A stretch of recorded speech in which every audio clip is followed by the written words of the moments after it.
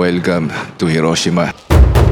Hindi ko inaasahan na ganito kaganda mararating ko dito sa Hiroshima. Little Boy yung pangalan ng atomic bomb na binagsak nila dito. Hindi dahil plinano ko lahat ng ito ng maayos, kundi dahil malalim ang istorya ng Hiroshima. Ito yung World Heritage. Sa video na to, ikukwento ko sa inyo ang paglalakbay ko bilang first time solo traveler at kung paano nasayang yung unang araw natin sa 2-day trip to Hiroshima. 7 AM dapat sakay na tayo ng bullet train. So 5 AM dapat ako gising. Mag-alas 12 na. Tama narinig nyo mga kaibigan. Ito yung day 1 natin at tanghali pa lang tayo makakaalis ng Tokyo. 4 na oras na biyahe, maling So desisyon. dito tayo, Hiroshima, 1348. So pagdating natin doon, mga alas 6 na. Dito na rin ako maglalunch sa biyahe habang pinaplano ko yung mga pwede nating gawin pagdating doon kahit gabi na. Ang pinaka-tips ko rito, bago kayo pumasok sa mismong gate, bumili na kayo ng obento sa labas ng gate. Marami rin doon, mas marami. Kesa dito, no, nagsisiksikan yung mga tao sa isang monopoly yung tawag dyan, no? Korupsyon. Dito lang. Andito na tayo mga kaibigan, doon tayo sa pinakadulo. Layo pa. Masyado akong tumulala. First time ko mag-travel mag-isa, no? So, hindi ko alam kung ma-enjoy ko. Pero ngayon pa lang ako mag-research na meron tayong 4 na oras para mag-research sa Hiroshima. Habang kumakain ako sa biyahe, hindi ko mapigilang isipin na sana kanina pa tayo nasa Hiroshima. Nakapag-research ako ng bagya at dito nagkaroon ako ng konting excitement dahil meron palang mabigat na kwento itong Hiroshima.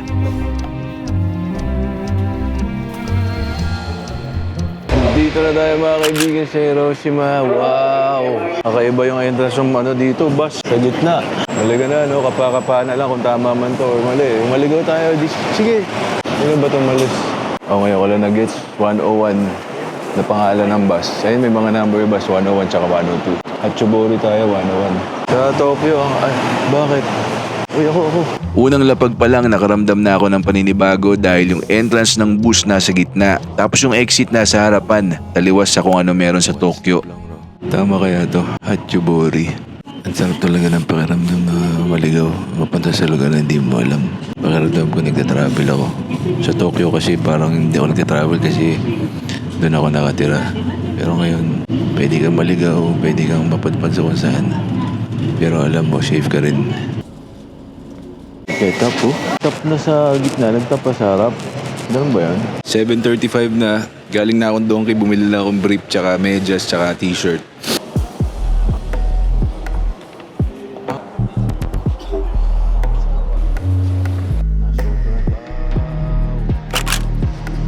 Check-in します。パスポートある。OK ですよ。おっぱい。Pwede na. Can be, no? First time ko mag-travel mag-isa mga kaibigan, no? Yung idea na nagta-travel ay yung talagang ano. Although kung iisipin mo, para rin naman ako nagta-travel sa tuwing lalabas ako sa Tokyo, mag-i-explore. Pero iba pa rin yung pakiramdam na lumabas ka ng lugar ng Tokyo. Ang plano ko ngayong gabi ay maghanap ng authentic ramen para naman kahit papano ma-experience natin yung Hiroshima. Mga kaibigan, kayo na pa naglalakad. Hindi ko ma-under yung Google Maps. Sarado na lahat. Malapit na ako sumuko. Wala, hindi ko na-upload to. Wala tayo na pala. Sana ito na. Ang dami nakapila. Pwede pa. Ima, daijoubu desu ka? Okay, daijoubu desu. Talaga naman ang buhay, no? Tensya na, ito lang ang ating mga vlogadog. Medyo napapaliw na ako sa hotel pero tuloy pa rin ang lakad kasi alam ko merong ramen. Ulit mga tram. Walang ganyan sa Tokyo. Meron pala pero hindi masyado Halos lahat na nadaanan natin kainan pasara na o kaya naman mahaba yung pila. Nakahanap na ako ng ramen. Tumawid ako sa kabila at sigurado to sure ball 100% classic ramen. Ito ang Ramen Ichiran. Hindi ko ina-expect na dito ang bagsak natin dahil meron naman ito sa Tokyo tsaka sa buong Japan. Pero walang problema kasi hindi naman ako nagsasawa sa classic tonkotsu flavor. At ito yung nagpatibok ng puso ko nung bago ako sa Japan. Unang higop ko pa lang, napawi lahat ng mga sablay natin ngayong araw. Hindi ka talaga mabibigo sa ramen ni Chiran. Kahit gaano katagal mo na itong kainin, kahit ano pa sabihin nila na basic lang to pag matagal ka na sa Japan, masarap pa rin talaga.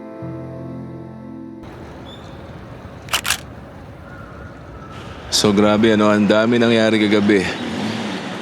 Natulog lang ako, no? Ang dami palang kailangan preparation para pag magta-travel. Pero buti na lang may ChatGPT, no? Nagpatulong ako. At nalaman ko na yung location na pupuntahan natin na unang-una ay 8-minute walk lang mula dito sa hotel.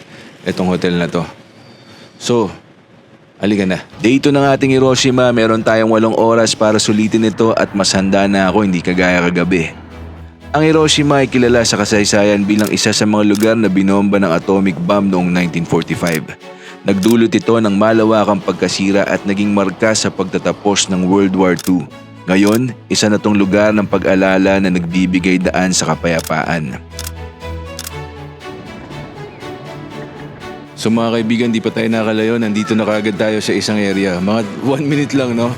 Ang Peace Boulevard. So kaya ito tinawag na Peace Boulevard kasi dito mo makita yung mga Peace Memorial Trees, no?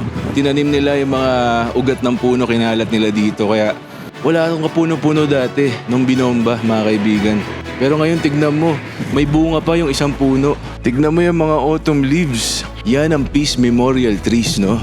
August 6, 1945, mga kaibigan. Binagsak nila yung Little Boy. Little Boy yung pangalan nung atomic bomb na binagsak nila dito. Pero ngayon, iba na. Peaceful na. Ito, merong isang shrine dito. Ito ang Shirakami Shrine. Hindi ako makapaniwala sa kwento nito dahil itong kinatatayuan natin ay dating bahagi ng dagat. Dati merong mga reef dito na nilalagyan nila ng puting papel na nakasabit bilang warning para sa mga paparating na barko. Kalaunan nung naipatag na itong lugar, tinayuan nila yung shrine, yung mismong area ng bato na may puting papel at pinangalan nila yung shrine sa puting papel. Yung kwento na to, mas na-appreciate ko yung lugar kaya nagpahinga muna akong bahagya para pagmasdan ang kapaligiran. Pagmasdan mo ang mga puno, mga tao, mga ibon na lumilipad at mga bisikleta. Uy, umuulan. Uulan. So finally mga kaibigan, pupunta na tayo sa Peace Memorial Park, no? Peace Memorial Park was established to comfort the souls of the victims of the atomic bombing and to pray for the everlasting world peace. So ito mga kaibigan, itong Peace Memorial Park ay tinayo para sa mga alaala ng mga biktima ng bombing, atomic bomb. Nung tinayo to, halos 70 years ago, simula nung nabuo tong structure na to. Pagpasok mo dito sa Memorial Park, agad mong makikita itong pond na pinalilibutan yung dalawang importanteng simbolo. Yung arc na pinipilahan at itong apoy na matagal nang nakasindi since 1964. Hanggang ngayon, hindi pa rin pinapatay. Anong ibig sabihin nito? Yung arc niya is may meaning. Kumbaga, nakabalot yung mga pangalan ng mga biktima noong unang panahon sa ilalim ng arc para protektahan sila sa bomba. Parang ganun yung simbolismo niya. At hanggang ngayon, may mga tao pa rin na pumipila, nag-aalay ng bulaklak tsaka mga prayers nila. At hanggang ngayon, patuloy pa rin nadadagdagan yung mga pangalan sa listahan maski anong nationality. Itong apoy na to ay walang tigil na nakasindi simula pa noong August 1, 1964. Isang simbolo ito na naglalayong itigil ang paggamit ng nuclear weapons sa buong mundo. Patuloy itong nagliliyab hanggat hindi natatapos ang mga armas nuklear. Sa kasalukuyan, ayon sa datos, may mahigit 12,000 nuclear weapons na sa buong mundo as of January 2024.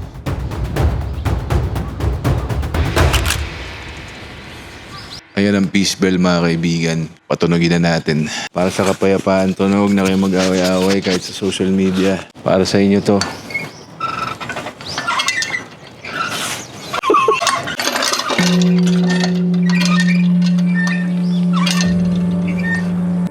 Kapag nakakapanood ako sa YouTube ng parang travel dito sa area na to, parang ordinary lang yung itsura. Pero pag nandito ka na, sobrang ganda pala. Kasi may balance ng bundok sa dulo, may bridge, may element ng tubig, tapos autumn, nakapalibutan ka ng mga punong magaganda. May mga ibon na grupo-grupo silang lumilipad. Tapos may park na may mga tao na kalmado lang, may mga bisikletang dadaan. Ang ganda pa ng design. Saka yung puno, hindi lang siya basta dilaw or orange. Meron siyang gradient ng maroon na nag-fade sa dilaw. Lahat yan pag samasamahin mo sa winter na pakiramdam, tutulala ka na lang dito. Tapos malalaman mo pa yung story, yung history ng lugar. Parang kahapon lang wala kang kaalam-alam. Ito naman nasa likuran ko mga kaibigan ang Atomic Bomb Dome. Ito ang natitirang istruktura ng gusaling malapit sa epicenter ng pagsabog noong 1945. Tingnan natin ang history nitong bagay-bagay na to. Bakit ano ba siya dati? Siya ba siyang restaurant? Dati daw itong Industrial Promotion Hall ng Hiroshima. Dito ginagawa yung mga exhibit, mga produkto ng industriya at kung ano-ano pang mga kalakaran. Alarm system in place. Paano tinamaan to ng bomba? Kahit pa paano, buo pa rin siya. Pumutok o sumabog yung A-bomb 600 meters above. Dahil doon, kahit pa paano, hindi nasira yung ibang structure ng building na to kaya nakatayo pa din to. Ang Atomic Bomb Dome ay kasalukuyang bahagi ng UNESCO World Heritage. Akalain mo yan, nandito ako. So ano pang gagawin natin? Picture na.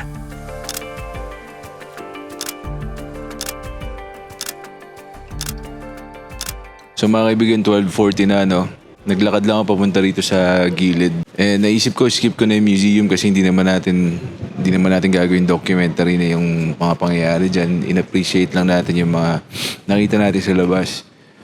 Gusto ko i-balance yung time para makapunta tayo ng Miyajima, yung sa may dagat na area. Sasakay tayo ng ferry. Mismo, meron pa tayong isang World Heritage na pupuntahan dito sa Miyajima. Pero syempre, kain muna tayo. Dito sa likod ko, nakita ko lang. So pasukin natin. Donburi. Ito ang pork cutlet donburi. Ito na lang in-order ko kasi mabilis lang kahit hindi naman ito lokal na sa Hiroshima.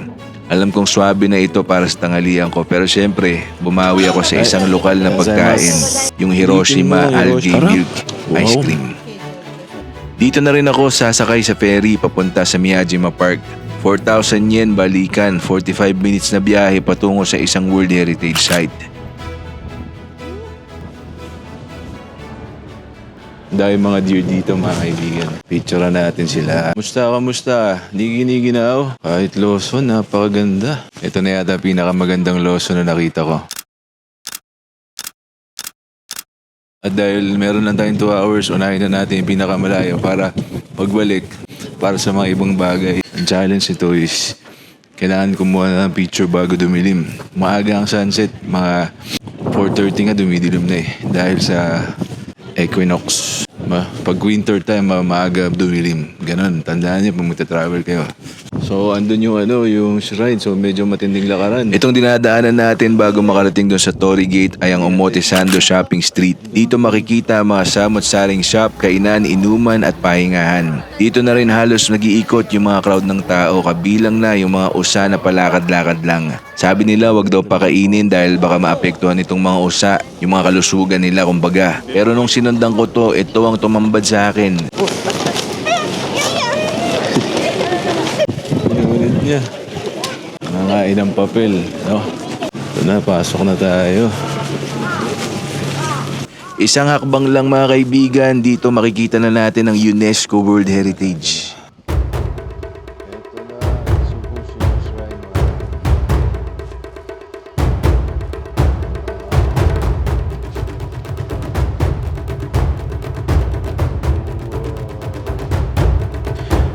At ito na mga kaibigan, narating na natin ang isa sa pinakasikat na Torii Gate sa buong mundo.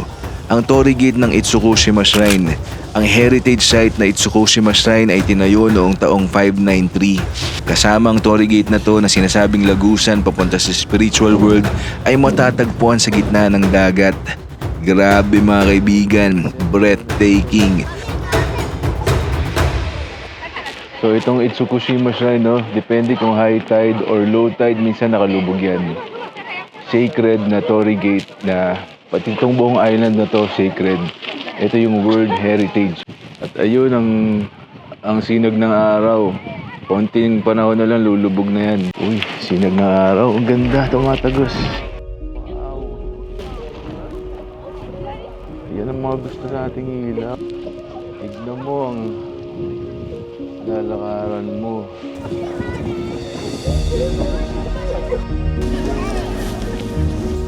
Grabe. So, doon tayo galing kanina sa taas. Doon sa taas. Aso, yung sahig basa. Papunta doon, no? Okay, may mga ano pa, seaweed, no? Sarap Hindi na siguro kailangan lapitan kasi masyadong malaki, no? At saka basa na yung paa ko. Medyo malaki rin itong lugar na to, no? Parang may buong baryo sa loob. May mga lusutang eskinita dito, doon. May mga kainan, shoppingan. Kaso dumidilim na. Nag-iiba na yung vibes. Dito sa likod ng Itsukushima Shrine, mayroong isang malaking komunidad kung saan nakatira yung mga lokal. Ang itsura ng mga bahay lumang-luma at punong-puno ng karakter. Kitang-kita mo kung paano nila pinipreserve yung lumang panahon. Ito yung katahimikang sumisigaw ng history. Meron ding area dito kung saan pwedeng mag-hiking, umakyat ng bundok at sumakay ng cable car kaso wala na tayong oras. Ganito yung mga disenyo pala noong unang panahon, ano? Lakad muna ako dito sa ibang ruta. Tapos liliko na rin tayo agad kasi aga pa naman, 1 oras pa. Dito siguro nakatira yung mga nagtitinda, no? Kasi island to eh. Ayun ang mga bahay nila yan. Tapos dito naglalakad lang, kumbaga sa atin aso yung nasa kalsada. Ito naman mga usa.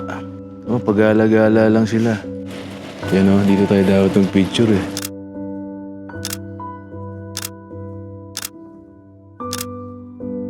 Kaso wala ng time eh. Akitin ko sana yung bundok eh. Dito makikita mo yung parang sea level ano nila. Beware of tsunami. Oo nga naman. 5.4. Ano pag nandito na yung tubig above sea level na. Guest house. Pwede kayo dito kay guest house. May cable car pa. Cable car. Amoy ngayon, amoy parang sinusunog na dahon sa probinsya. Yung sinisigang dahon, ganun yung amoy dito mga kaibigan. Hindi ko alam kung paano ipapaliwanag yung pakiramdam na naranasan ko sa trip na to. First time solo traveling na puno ng pagkakamali. Bilang isang videographer at mahilig sa photography, mas na-appreciate ko ngayon yung mga visuals na nakikita ko sa lente ng aking camera. Dahil bawat imahe, may mas malalim pala na storya, mga kaibigan. Kaya excited ako sa mas marami pang paglalakbay. Salamat sa pagsama at sana tuloy-tuloy ang adventure natin dito sa channel na to. Grabe mga kaibigan, yung mga nangyari itong nagdaang 2 days. Kahit paano ay nairaos natin bilang isang beginner na solo traveler. Di umano. Sobrang hindi ko na-expect na ganun pala kaganda yung may experience ko. So gusto ko lang sabihin na itong mga lakad natin ay binukod through Klook. Ayun lang magbubulit rin ulit tayo pabalik. Kita-kita tayo next time. Maraming salamat.